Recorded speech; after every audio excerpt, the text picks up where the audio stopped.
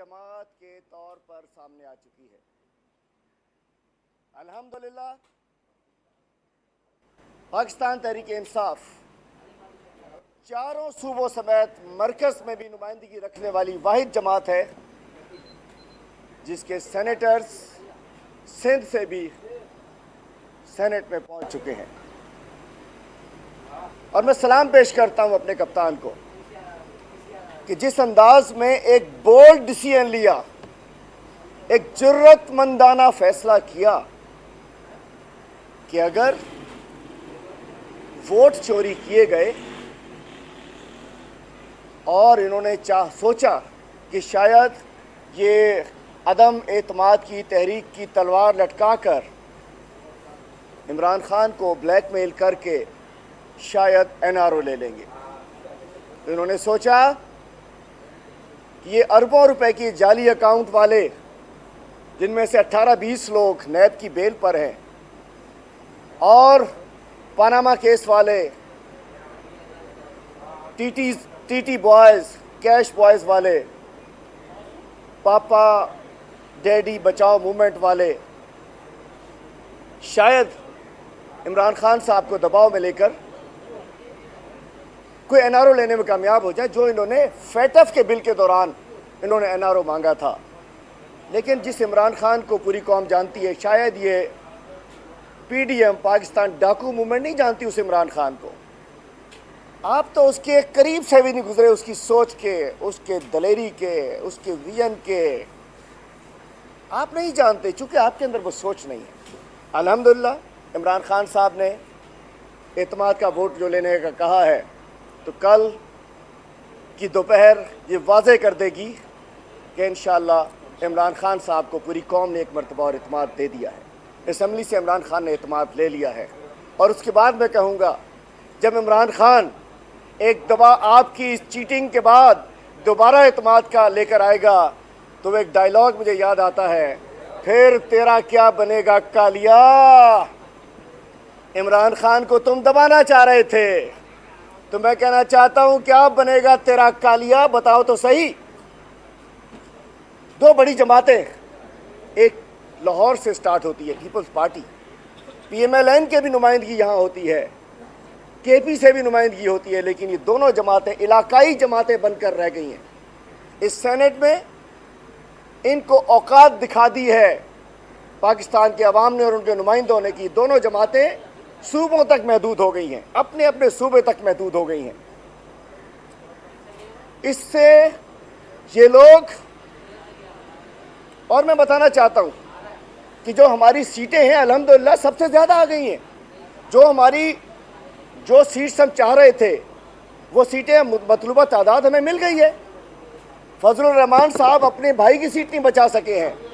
हमें केपी में भी एक सीट पे डाका डालना चाह रहे थे, वो नहीं डाल सके।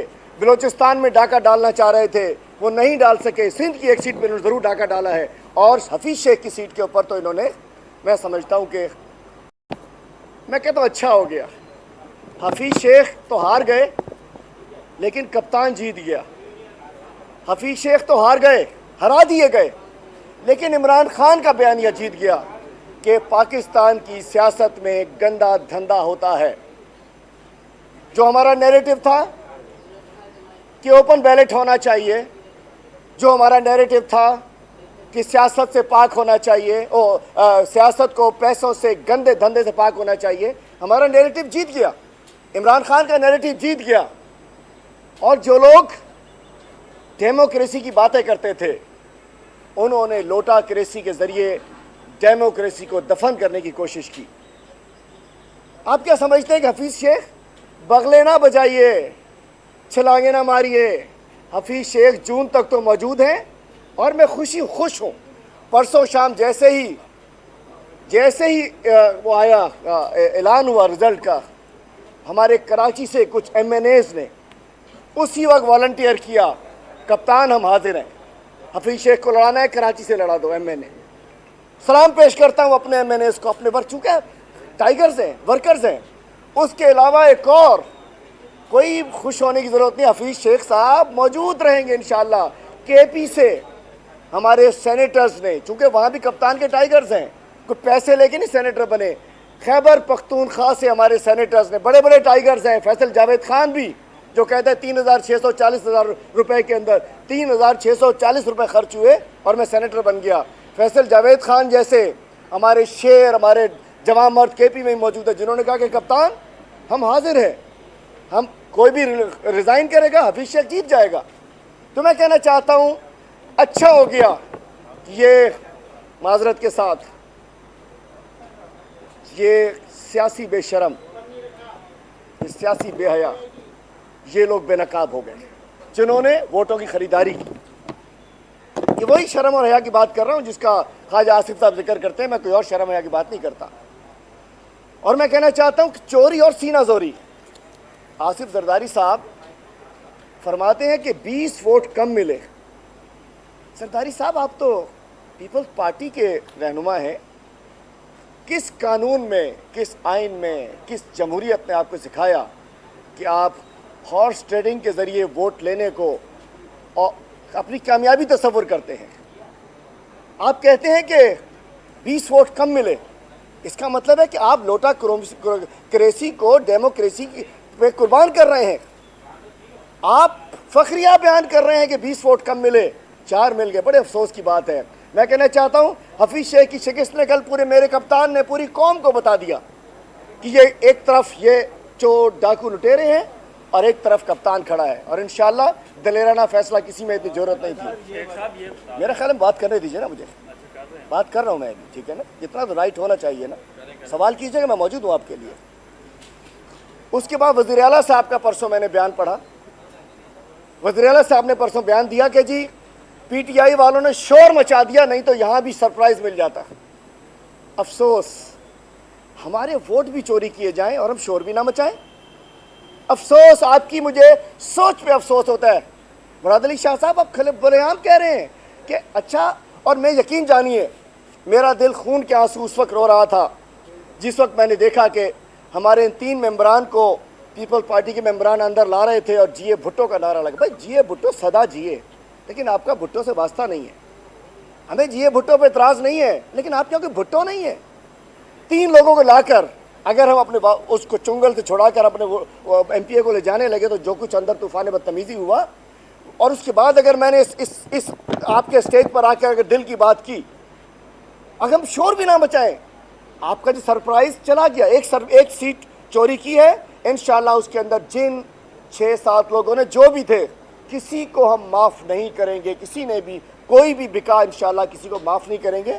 لیکن میں کہنا چاہتا ہوں کہ آپ بھی چوری اور دیدہ دلیری کہ جی انہوں نے بھائی شور کیوں نہ مچاتے, ہم کیوں بات نہ کرتے, کیوں میں لازم بات اور لڑائی کا حصہ تو نہیں بن سکتا تھا, میری ٹانگ میں چوٹ ہے, لیکن میں نے اگر بات کی آگے سخت بری لگ گئی کہ ہم اپنے ووٹ چوری ہونے دیتے, بڑے افسوس کی بات ہے. اور میں کہنا چاہتا ہوں ایک اور چیز کہ اس دن علی حیدر گیلانی صاحب کا وہ بیان جس میں انہوں نے کہا کہ آپ کو ہم 10 کروڑ کے فنڈ دیں گے اور اس میں سے 50% تو آپ کا ہی ہے. یہ وہ اعتراف جرم ہے جو ہم اکثر کہتے رہتے ہیں, جو میرا جرم ہے جس کی وجہ سے میں سیاسی دہشت گرد ہوں. مطلب یہ کہ انہوں نے کہا کہ ڈیولپمنٹ میں سے جو بھی پیسہ ملے گا 50% تو آپ کو ملنا ہی ہے. تو سندھ کے 7,880 ارب روپے جو سندھ کو آئے 13 سال میں 1650 ارب 1650 ارب ڈیولپمنٹ فنڈ میں آئے. اس کا مطلب ہے کہ 1650 کے اندر 850 ارب جو ڈیولپمنٹ میں آئے, اس کا 850 ارب تو یہ ان کی جیبوں کے اندر ہے, یہ جعلی اکاؤنٹ میں ہے, یہ رکشے والے کے اکاؤنٹ میں ہے, یہ پاپڑ والے کے اکاؤنٹ کے اندر ہے. میں پوچھتا, اور اس دن علی حیدر گیلانی نے مان لیا کہ آپ کو 50% جو ہے وہ آپ کو ملیں گے. اور آخر میں اپنی تھوڑی سی بات کرتا چلوں. مجھے کہا گیا کہ اسٹک لے کر جاؤ چونکہ تمہارے پیر میں چوٹ ہے. میرے پیر میں چوٹ ہے, میرے پیر میں پلیٹ ڈلی ہوئی ہے, میرا پیر ابھی تک وہ سویلنگ موجود ہے, کسی کو دیکھنا چاہے میں دکھا دوں, لیکن مجھے کسی سے کوئی بیگنگ نہیں کرنی ہے. مجھ سے کہا گیا اسٹک لے کر جاؤ, میں نے کہا نہیں, اگر میں بیئر کر سکتا ہوں, اتنا درد ہے کہ میں نہیں جاؤں گا, نہیں واپس بھجوا دیں گے. مجھے کہا گیا ویل چیئر پہ جاؤ, میں نے کہا اگر درد سنبھال سکتا ہوں انشاءاللہ نہیں جاؤں گا, میں اپنے ہاؤس پہ جا رہا ہوں چونکہ برداشت کر سکتا ہوں. مجھے کہا گیا مائک پہ نہ بولنا. اس دوران دوست مشورہ دے رہے تھے, کچھ اچھے ہمارے دوست صحافی بھی کہہ رہے تھے کہ یار ان کے کنٹرول میں ہو, سمجھا کرو, مائک پہ نہ بولنا, بھجوا دیں گے, جیل بھجوا دیں گے, پہلے کی طرح کرا دیں گے. تو جیل انسانوں کے لیے بنی ہے. بات یہ ہے کہ انہوں نے جیل بھیج کر مجھے گرفتار کر کے مجھے ذلیل کرنا چاہا, لیکن تھینک یو مراد علی شاہ صاحب, اللہ تعالیٰ نے عزت دینی تھی, میری عزت میں بہت اضافہ ہو گیا ہے. پورے پاکستان سے لوگ مجھ سے رابطے میں آ چکے ہیں, میری ٹیم سے, میں تو نہیں ہوں. اور الحمدللہ مجھے آپ نے میں بے عزت کرنا چاہا, چونکہ میں کسی کرپشن چارجز پہ نہیں ہوں.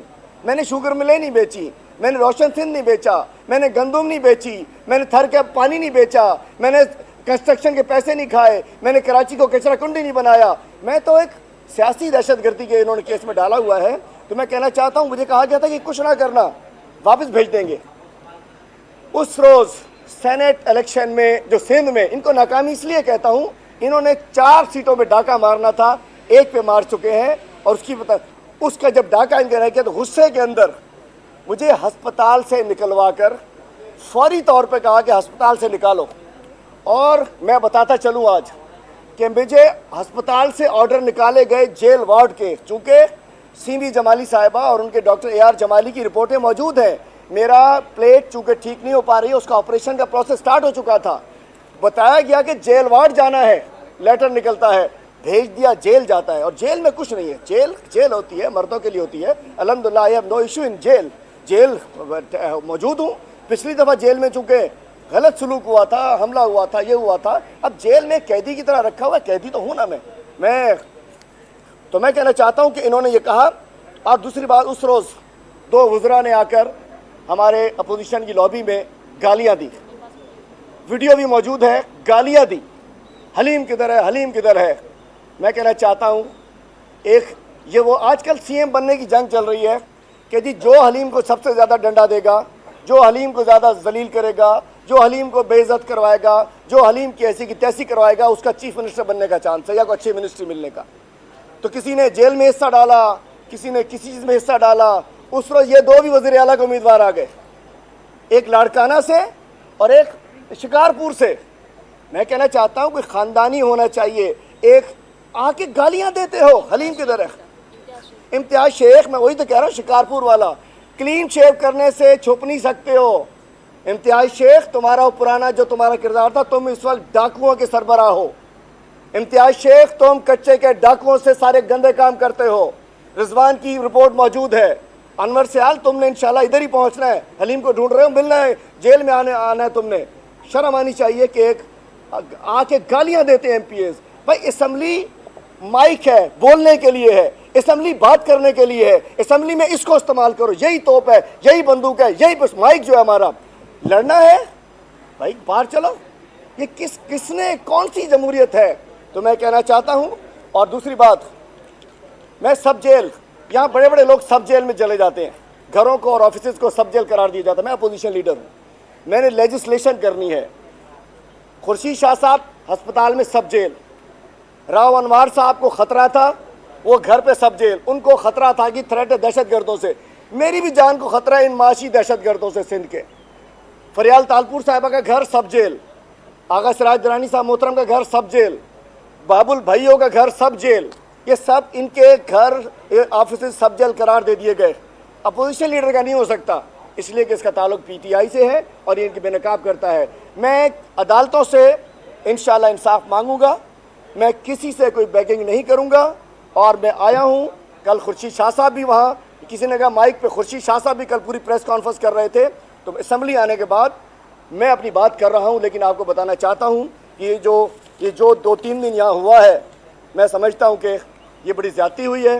اور دوسری بات, میرا کیس میرے وکیلوں نے لڑنا ہے, لیکن مجھے اس لیے میں سمجھتا ہوں کہ مجھے آفس میں نے چونکہ سندھ کا کیس لڑنا ہے, میں سندھ کے غریبوں کا کیس لڑتا ہوں, سندھ کے مسکینوں کا کیس لڑتا ہوں, سندھ کے لاچاروں کا کیس لڑتا ہوں. اس لیے انشاءاللہ کیس لڑتا رہوں گا. اور بات یہ ہے کہ پرسوں انہوں نے ہنگامی طور پہ یہاں سے اٹھوا کے مجھے جیل بھجوایا, غصے میں کہ یہ سیٹیں کیسے بچ گئیں, 4 سیٹیں کیوں نہیں آئیں. ارے بھائی, جیل آپ بھجوا سکتے ہو, قبر میں آپ نہیں بھجوا سکتے. موت اور زندگی اللہ تعالیٰ کے ہاتھ میں ہے, اور اللہ تعالیٰ نے جب تک زندہ رکھنا ہے رہوں گا, عزت سے رہوں گا.